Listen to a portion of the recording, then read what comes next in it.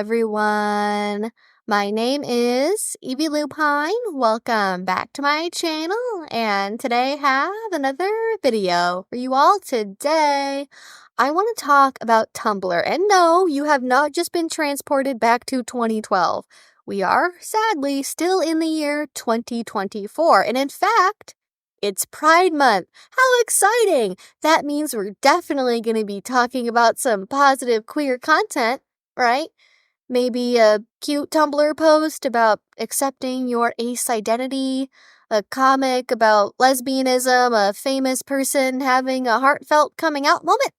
No, we're not that lucky. Okay, I guess my curse strikes once again. Because sadly, to start the month of June this year, I was told by several people that there was a viral poll going around on the social media website, and it was in desperate need of my attention. So I looked, and I found it, and it is so much worse than I could have imagined. Like, everyone, please, for my sake, can y'all stop? Because I swear, every week now, I am doing 2 stories about how some journalist or TikTok moment is painting the kink community in a bad light. But I will say in this case, I don't think this is the kink community's fault. Like, no one did anything cringy. It's not about a kink content creator doing something in public and being caught. It's just another iteration of the time-honored tradition of vanilla people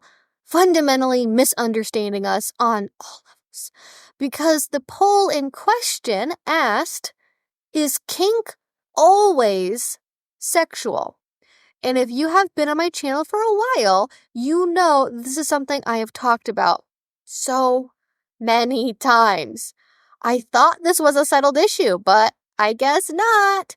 Now, before I get into my response, I want you all just to guess what percentage you think voted yes, kink is always sexual. Keep in mind, this poll started on a mainstream Tumblr account, not a kink one. And again, it's asking not if kink can be sexual, but if it is always sexual. Always. Really keep that in your brain. Maybe a quarter? 40%? Yeah, when I was being told about it, it was in a dead heat 50-50 split. And hearing that made me realize that I absolutely had to talk about this because, like, how is that possible? How is that possible? And as of writing this right now, the poll has barely budged in several days, and it is locked in at around 48% saying yes and 52% saying no, with less than 24 hours left to vote. Not much of an improvement. So I think how I want to handle this one is I want to go talk about each argument in order and talk about what the yes people are saying and respond to it. And I'm also going to try to talk about some of the replies coming from the no camp, but I don't really want to just relay the complete back and forth because it goes on forever and we would be here forever. And while a lot of these arguments are old hat, I was surprised by how many new and exciting ways Tumblr managed to come up with for being ignorant. So, where do we even begin? I think let's go ahead and start very simply here. The first round of yes votes included some very predictable responses. You know, folks saying things sarcastically asking, is sex always sexual? Is water always wet? You know, framing it as completely ridiculous that kink could be anything beyond a sex thing. And for this, I will whip out my usual base level retort. Kink is not an inherently sexual experience. Kink can be enjoyed for many different reasons beyond sexuality. It can also be sensual, emotional, it can be mental, it can be thrilling. Some people like it for the adrenaline rush because it helps them process intense feelings, or because of how connective and bonding it can be for relationships. Things can feel physically pleasurable in your body or mentally stimulating without those feelings being rooted in a sexual response. I find that some people have trouble understanding this for a few reasons. One, they are so detached from their own bodies and are so unused to sensory experiences that they cannot imagine what pursuing intense sensation would look like without it being a turn on. For a lot of people with sedentary office jobs, no daily movement practice, and no close physical relationships outside of maybe one sexual partner, physical contact is going to be about sex because that's the only place it happens in. How many vanilla people, especially women, have issues with their partners who just don't get it? They don't understand that not all physical contact can lead to sex or should lead to sex. Like, seriously, go browse Reddit right now. Go to some relationship advice subreddits if you can mentally handle it. Within 10 seconds, I am confident you will find a story that goes something like this. Quote, "My boyfriend and I have been together for 5 years. I love him so much. And early in our relationship, the sex was great. We couldn't keep our hands off each other. But now that we've been living together for a while, sometimes I just want to be able to snuggle on the couch or have a back rub without it leading to anything else. It's gotten to the point where I'm uncomfortable asking for even a hug because I'm worried he's gonna try to grab my butt and initiate sex when I'm not in the mood. Whenever we don't have sex for a while, he starts offering to do these more non-sexual things, but it doesn't feel genuine because I know in my head he's doing it because he wants to have sex with me. He says that physical touch is his love language and that it's just natural he'd be turned on by my body. I should be flattered. Not all women have partners like him. But to be frank, it's crushing my desire for him when it seems like everything always has to lead to sex. What should I do?"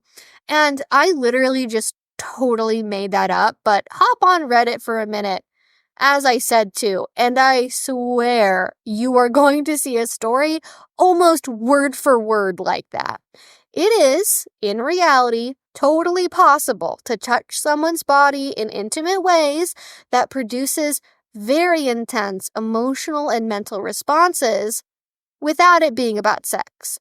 But some people never really have the chance to learn this because their experience of intimacy in their body is 100% filtered through sex, especially in adulthood. And it makes me feel sad. It's a shame, really, but I'm not really gonna try to turn this into a video about reconnecting to your body and using kink as a way to, reconnect to that sensory processing. So let's go ahead and get back on track here for a moment. Let me know if you want to see that video, by the way. But the second reason why some people have trouble viewing kink as something that can go beyond sex is simply because they have trouble imagining motivations or preferences outside of their own. It's easier for vanilla people to understand kink if it is connected to something they do understand, like the motivations for sex. This is why, at least in my opinion, media representations of kink, like 50 Shades of Grey, vanillify it by basically turning it into a spicy sex thing you do in a heavily decorated bedroom. And to be clear, that is one valid way of doing kink. Maybe not like Christian Grey, but like that version of it where it's more about, putting on some costumes, having some rough sex and all of that. Far be it from me to judge what level of kink you happen to engage in, but acting as if all kink is like that is wrong. People can kind of get it if it's a sex thing because even vanilla people have experience with weird things turning them on sometimes, but if it is for sex, it's more understandable. But if it's not for sex, what is it for? And that brings us to our second type of response. The non-sexual BDSM is just beating the F out of someone type. And this was not one of the most common replies, but I feel like it is one of the most lazy, and that offends me. Like, if your reaction to someone saying, actually, kink isn't sexual for me, is to jokingly snap back, yeah, I like BDSM, but not sexually. I like beating people up for the sport of it. Like, please check yourself, because you realize what you are not so subtly saying is that anyone who does kink for a non-sexual reason is probably a dangerous predator. Actually, some of them are not even implying that, they are outright saying it, but we'll get to those people another time. First of all, if you knew anything about the community at all, you would realize that the subgroup that attracts the most bad actors is bondage, not sadomasochism. Secondly, people can enjoy things in ways that aren't sexual without it being creepy or bad. We joke in the community all of the time about bottoms who want to go about 20 steps ahead of their tops in terms of intensity. The bottom who freaks their partner out with how deep they want to go. The bottom who literally cannot be hit hard enough. It is an in-joke for a good reason. Because again, people have trouble imagining experiences outside of their own, and they don't really understand why someone would want to experience pain willingly. They assume that it is always the top who is the pusher and the initiator. And that is simply not always the case in BDSM. Yes, even with heterosexual relationships between a female submissive and a male dominant. Often the bottom or submissive is mentally ready first because it's easier to mentally process being the receiver over being the perpetrator. And in fact, comments like this are one great example as to why, because whenever this subject comes up, tops and doms are often the first to get thrown under the bus as untrustworthy freaks.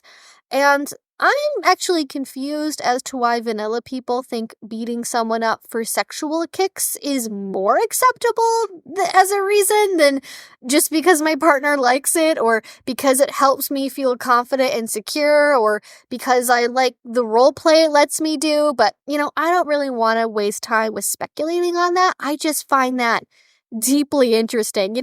Beating someone up sexually is fine, but we do it for any other reason, suddenly that's when it's weird. Like, do you really even know what you're saying when you say that? I don't know if you do, but probably the most galling argument that connects to every subsequent one is when someone would say, but they say it's sexual in the dictionary. I have never in my life seen a group of people more committed to sticking with exactly what is said in the dictionary.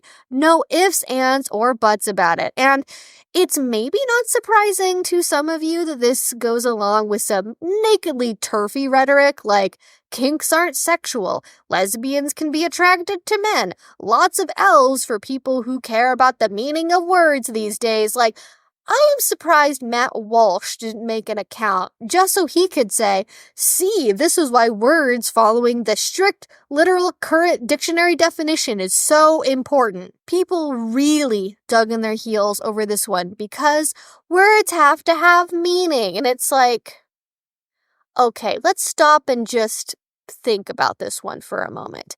There are several things wrong with just going off of the dictionary definition here.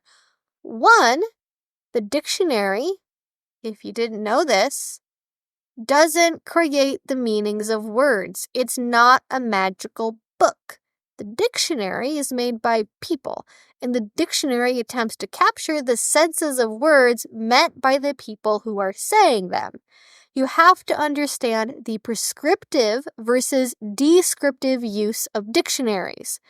It was more true that originally dictionaries were very prescriptive. They were meant to set the rules and standards of language use.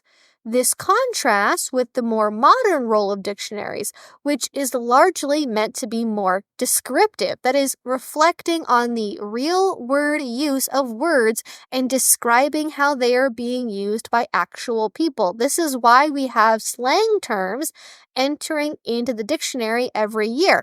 But there is always going to be a lag time with updating the language used in dictionaries, especially with minority groups that are often misunderstood by the dominant culture, as kink happens to be. I doubt, for example, that every trans woman believes the dictionary definition of a woman captures their experience.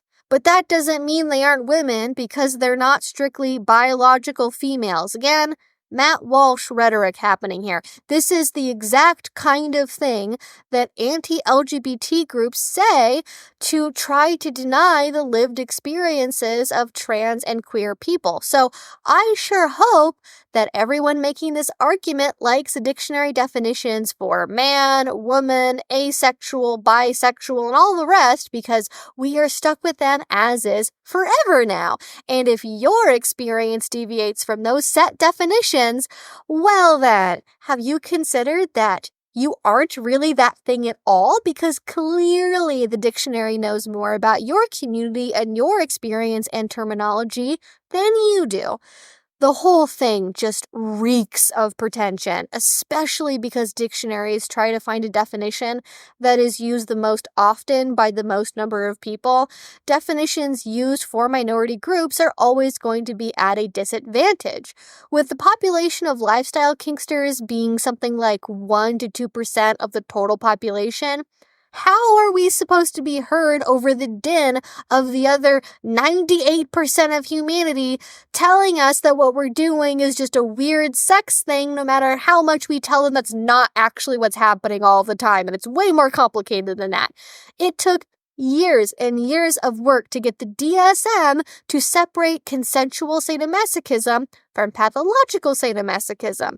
So maybe this is an idea as a solution. We could do the same thing again, but for dictionaries? Would that get everyone to be quiet about it, you think? Though it is funny, actually, because for all of the faux intellectualism that the yes kink is always sexual side brings to the table, they are actually missing out on some very basic sociological concepts. Like, kink isn't just an individual identity that exists in a vacuum, or a mere activity that one engages in or not. The question specifically referred to kink as a collective rather than a kink in the singular, which would make me assume that this is about the community, people who are part of the social group known as kinksters. The dictionary does not get to define what membership to that social group, and thus the right to refer to activities you do as kinks, looks like. Social groups are defined by the individuals who participate in them, based on the shared perception of what separates them from the larger aggregate, and the shared feeling of belonging they have with each other. It's giving very unresolved main character syndrome to act like you get to define what a group you are not even a part of means more than the members of the group themselves get to do. Like, just picture this. Imagine being this bold, this confident, that when you hear the dictionary doesn't fully capture our experience as a community, you reply, if that many people keep trying to change the definition, maybe they should just make up their own word instead. Like, it's so embarrassing for you. Like, sweetie, honey, baby girl, baby boy, baby of all genders. We did already make up our own word. Kink already has a half dozen different definitions in the dictionary as it is. Is the world really gonna fall apart if we expand on one of those or add a seventh? We didn't just pick kink out of thin air for no reason. We picked kink because it refers to the fact our activities are a bend, a deviation away from the vanilla straight-laced way of relating. Although it seems like this sociological argument flew over the heads of most people because I was not the only one thinking this.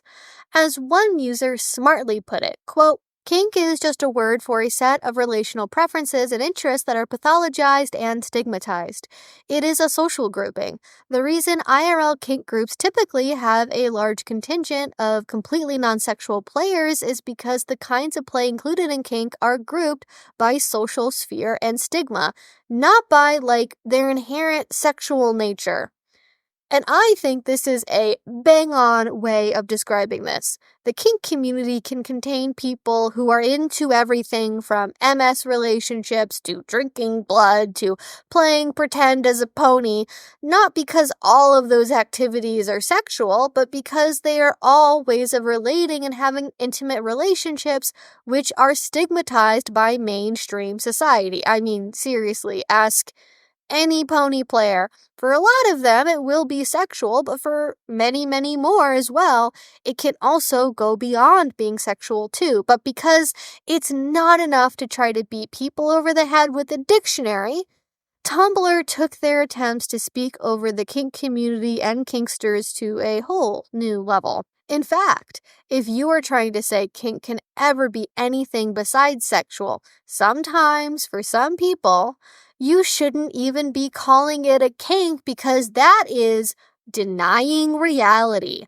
And you are being sex negative if you insist otherwise. And you really ought to just call what you're into a hobby or an interest or a fascination or literally anything else. And I wish I was kidding when I say that's their point, but it is. And just in case you don't believe me, I'm going to go ahead and quote now from one reply that got a lot of traction. "The sex negativity is wild too, like the resounding knee-jerk to assert a sexual concept is non-sexual, as though God forbid anyone have sex. Modern kink began sexual in the early 20th century and still is now. I don't care about moral panic from Anita Bryant types or radical feminists in the 70s, and sanitizing kink is so rooted in homophobia, biphobia, and transphobia that it isn't even funny at this point. It's ahistorical and it's sex negative. JFC. And actually, this is two arguments in one because of the sex negativity claim and the claim of ahistoricism, and they pretty much always went hand in hand in this debate. So I will note that I could find zero evidence that this person who wrote this statement is in the kink community themselves. So, as I mentioned, the thread went on and on and on for a week, so maybe I'm missing something, maybe they are really kinky and I just didn't notice it amongst everything else. So I don't really know what position of authority they are speaking from here, other than maybe having read an article about it before, but to a certain extent, they're not wrong that both heterosexual kink and the gay men's leather scene were tied heavily to sexuality in the beginning. But that doesn't mean that's all they can ever be forever, and to do anything differently is literally homophobic and wrong. This kind of focus on historical continuity and purity is exactly how a lot of communities end up dying out. Take the goth community or the metal music scene. Even to this day, you will still hear people arguing about how it's not really goth music unless it sounds like something that came straight out of the Batcave in 1982. Just ignore the fact that we have access to all kinds of new musical technology or potential influences. If you couldn't slot it directly into a Susie and the Banshees record without anyone noticing, it's not really goth music. And a very similar thing also happens in the metal scene. Every decade, there's some new subgenre that the metal gatekeepers are declaring isn't really metal for whatever reason. They panic, new metal isn't metal, metalcore isn't metal, and they cling onto this opinion like their life depends on it until the next new thing shows up and they hate on that instead. Because, all metal has to sound like Metallica and Judas Priest. Have you ever heard of a band called Judas Priest? Well, that's what Judas needed, a priest. Are they spiritual? and we're just stuck like that forever, I guess. Communities survive when they continue to grow and adapt. They are not supposed to be stagnant things. I mean, if we are concerned with historical purity, there's a lot of the modern scene doing it totally wrong. We should probably stop all subs from teaching classes. We should close down community dungeons and gathering spaces and go back to doing everything in the backs of bars, the right way, the true way. And we should also go ahead and implement a bunch of rules again, like genital inspections to get in through the door, and barring submissives from ever making eye contact while at an event. That is the one true kink way. And honestly, though, I've spent a lot of time around kinksters who have been in the scene since the 70s and the 80s.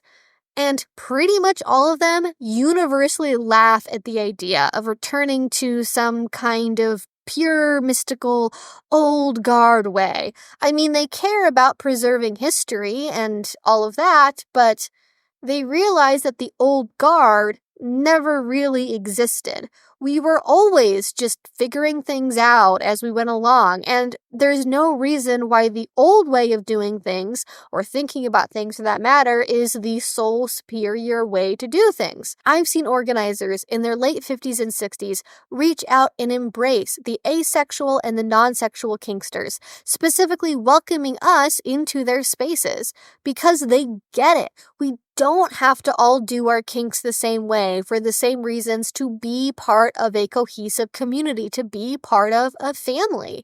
But I guess an anonymous Tumblr user might know better than a veteran kinkster about whether kink has to be sexual or not. I really should just defer to them and not people who have 40 years of experience in the lifestyle. Oh, it's painful. But what I find particularly irritating about this whole "you're being homophobic and sex negative" take is the level of projection. I get it. If you've been marinating in a website like Tumblr or Twitter for years, you might interpret someone saying, actually, this thing isn't sexual for everyone all of the time, as being the same as saying, this thing is never sexual, and how dare you even suggest that could be the case for anyone? That is so gross and so disgusting. Because Tumblr in particular is full of takes like that. Why do you think safe for work, caregiver, little communities, and the like sprang up on there? That is what sex negativity towards kink looks like, taking all the terminology and the aesthetics, but erasing the connection to kink because kink is dirty and bad and icky and people who do it are gross, but your basically identical thing is good and pure and heals your trauma and is a healthy coping mechanism and it's valid, but those kinksters who do it are gross and I hate them. Disgusting. I mean, no one, and I mean absolutely no one, to be clear here, is saying that kink has to be non-sexual for everyone. We are only saying that kink can be non-sexual for some people. It is ridiculous to assert that we are saying kink has to be non-sexual all of the time. And if anything, the people making the kink is always sexual all the time for everyone argument, they are the ones being sex negative, in my opinion, viewing kink solely as a vehicle for sexual feelings and arousal and nothing else, as though it would be wrong for that to leak out into other different things like romantic feelings or emotional bonding. Or at the very least, it has to be tied to that. Like, it can't only be those things. It has to include something sexual. Like, it's a requirement for it to be there. Like, heaven forbid we suggest people like doing things with their partners because they love them, rather than everything coming just from straight up pure horniness. I guess call me a Puritan for liking kink because it makes me feel emotionally close with my partners. And you know what else sex negative people love to do? Dictate other people's sex lives and their relationships. Saying women can't consent to even vanilla sex with men because of the patriarchy. Declaring kinks like C and C are just always abuse with the fancy word pasted over it. Believing pro-dom women are just permanent victims of the male gaze, so on and so forth. It'd certainly be in line with sex-negative politics to corral BDSM into a strictly sex-only corner and minimize the impact it can have on people's lives outside of sex, because it's easier to contain it when it only exists in the bad, dirty, naughty space of sex and nowhere else, and it should not leak from there. And the haughtiness doesn't stop there either, if you can possibly believe it. Alongside boldly declaring that they are the keeper of Kink's definition in history, they turn around and ignore the words said by actual community members. Want to come in and say, hey, just actually, I'm in the kink community and I have been for about a decade, and you really shouldn't be speaking over us, please. Too bad. You're going to have to give them a citation. Citation needed. You better be coming in here with academic papers and research to move these barnacles off their position. Were their original opinions based off of peer-reviewed literature? Don't ask that question, but, of course not. But that won't stop them from insisting kink instructors should be or are professional licensed sexologists in order to be listened to. Honestly, that alone should be enough to tell you that these people do not know what they are talking about. Sure, there are some people in the kink community who are educators who happen to also be mental health professionals, but do you really think the average leather Joe teaching a history of the BDSM community class is going to have an advanced degree and a license to go along with it? If you think that's the case, or that should be the case maybe, that is ahistorical. Saying things like people who teach these things are traveling speakers, you think we get paid for these appearances? We are lucky to get our hotel rooms comped. You are living large if somebody invites you to speak from out of state and they pay for your airfare. Forget a speaker's fee or a per diem or anything like that. They're like, oh, well, if you want to, you can sell your books and then that should cover the difference, right? No, this is why you can go to educational events for multiple years in California and never meet anyone who is teaching and is from Ohio or Florida or New Jersey or Canada, because no one can afford to go any further away to teach anywhere because no one's paying us for anything. But before I get too sidetracked with taking pot shots at people for not understanding that, let's dive into why these kinds of demands are, to say the very least. I've spoken with kinky folk who are in academia and who want to be able to publish papers and create studies about the kink community because they do notice there is a dearth of information, but they can't do it because their department won't let them. Instead, they have to spend 10 years researching something vaguely kind of in the same area, like the use of birth control among minority groups, and then they beg and plead to be able to cash in those chips to study something they really actually care about.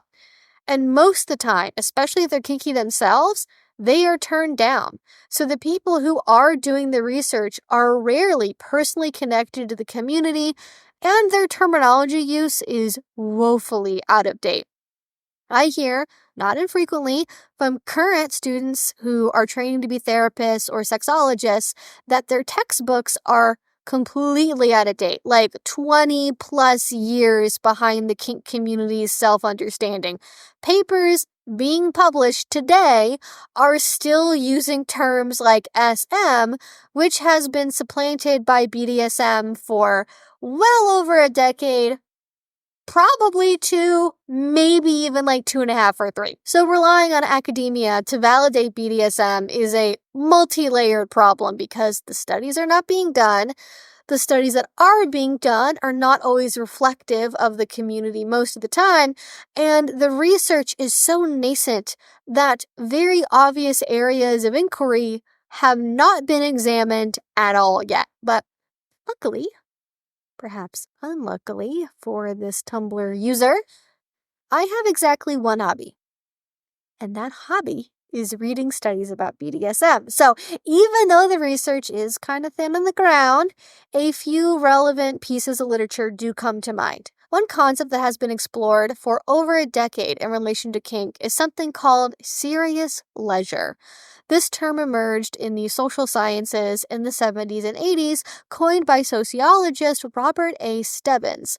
Serious leisure, as defined by Stebbins, is, quote, is the systematic pursuit of an amateur, hobbyist, or volunteer core activity that is highly substantial, interesting, and fulfilling, and where, in the typical case, participants find a career in acquiring and expressing a combination of its special skills, knowledge, and experience. Now, before anyone gets really tripped up, it's important to note that the definition of career here varies from our more typical vernacular one, and instead it's referring to a moral career that is a process in which a person's identity and moral status are progressively changed. You might assume that this is all building to an argument that validates the kink has to be sexual, and if it's not, it's just a hobby crowd, but it's actually precisely the opposite. So, beginning in about 2010, or it could possibly be earlier, but I am not currently in academia, and so I have limited access to journal articles, but the earliest I could find was 2010. And back then, sociologists began to apply this serious leisure concept to BDSM based on extensive ethnographic research in a public SM, sadomasochism community. This paper frames SM as recreation. Drawing on Robert Stebbins' work on serious leisure, 1982, I posit that in order to more adequately understand SM as it occurs in the community, we need to shift from mainstream assumptions of SM as simply kinky sex to a more nuanced perspective. See what I mean about them always being a couple steps behind the actual community in terms of language usage? This came out in 2010 and it still uses SM and not BDSM. And forget about people saying the word kink. But anyway, this went on to spark a number of other papers expanding on the issue.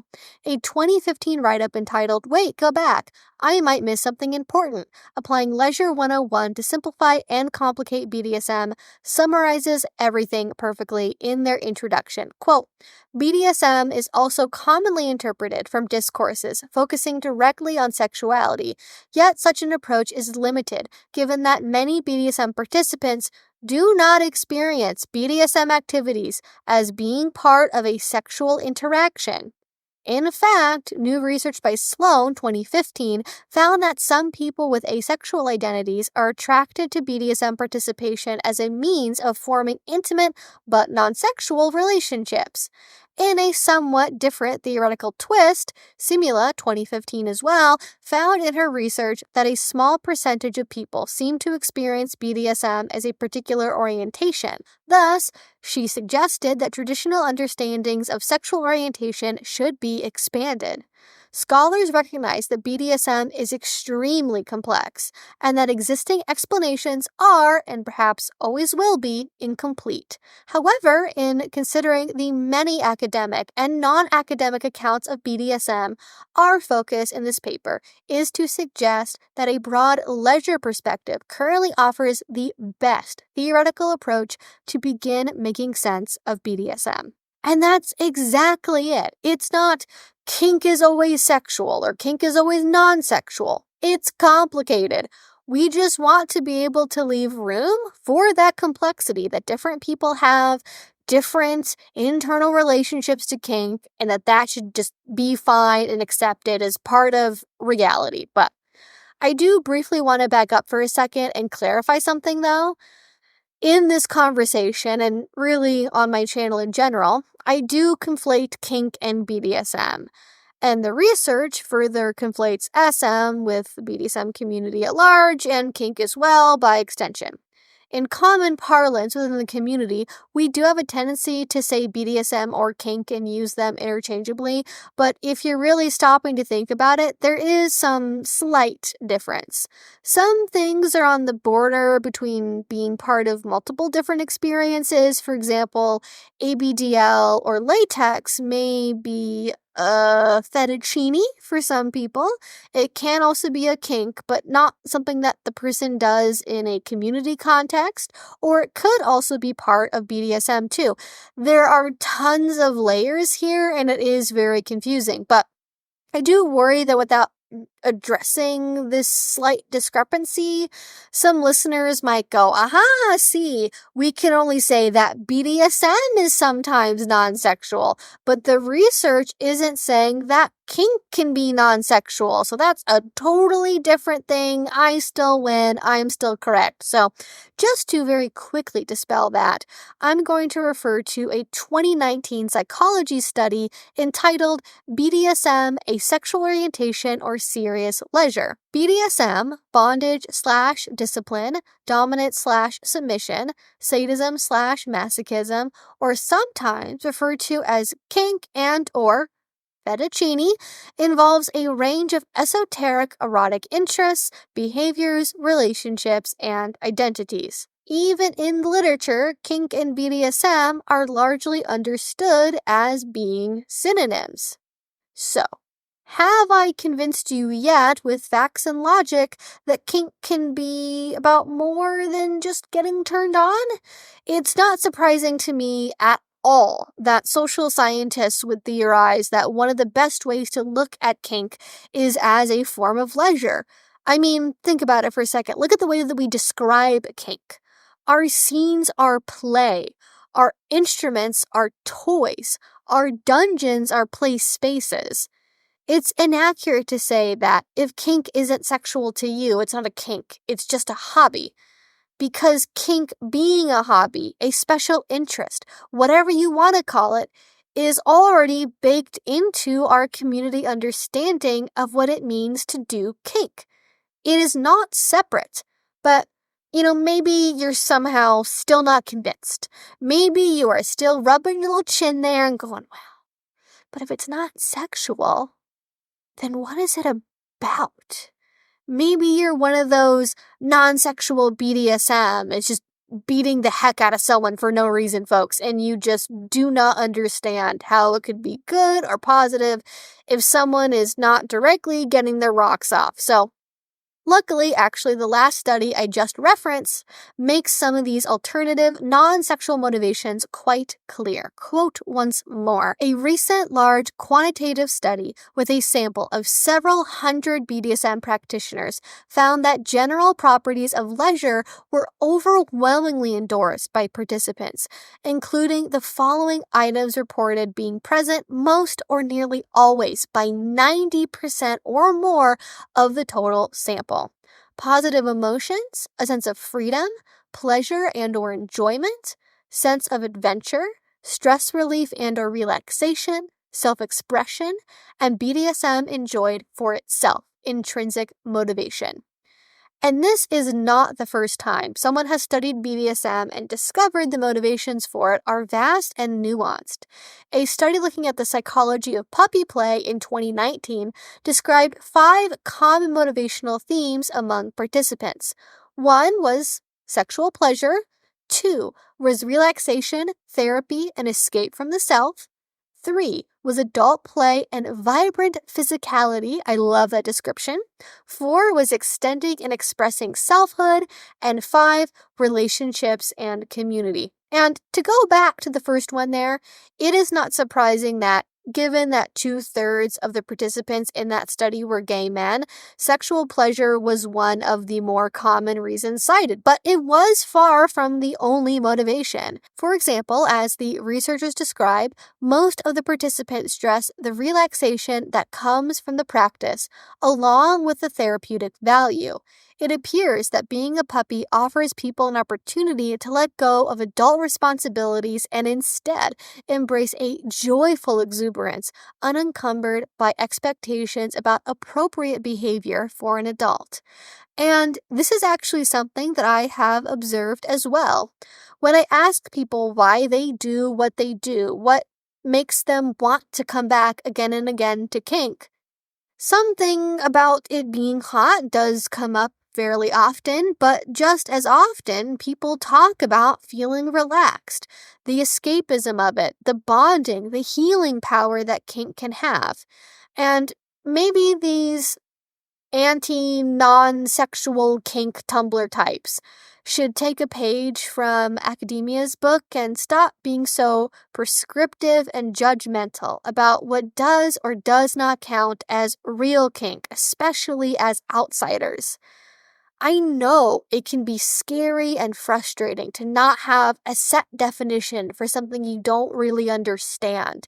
You want to know where you can draw the line between what is kink and what is not, because you might be afraid of putting something on the wrong side of that line without realizing it. But much like with trying to legally define hardcore pornography, sometimes the best answer we have is we know it when we see it.